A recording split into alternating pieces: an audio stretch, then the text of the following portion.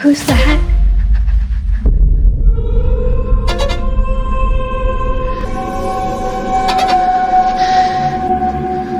Go back.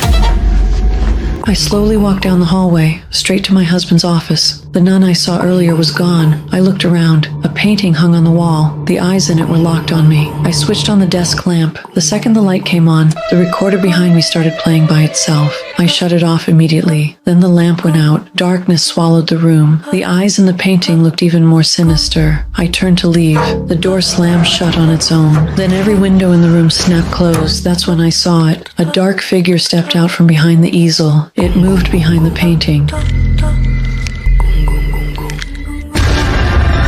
Then it rushed straight at me. Before I could react, everything changed. I forced myself to stand.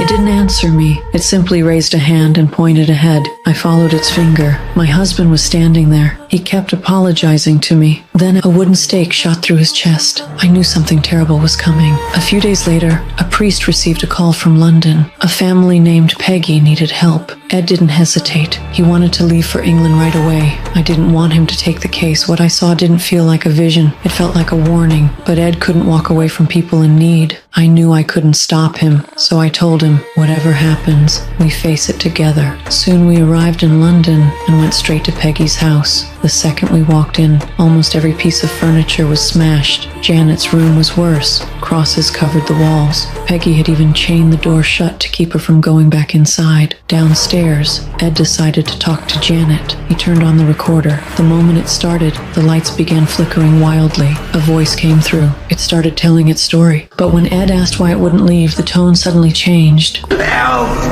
It let go! We decided to stay and gather enough proof for the church. That night, Janet tied herself to the bed with a jump rope. She was afraid she'd wander off again. In the middle of the night, she was sleeping peacefully. Then she opened her eyes. She was stuck to the ceiling.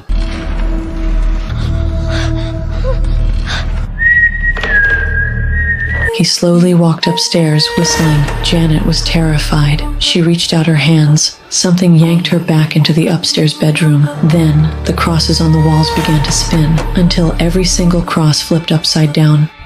Shut up!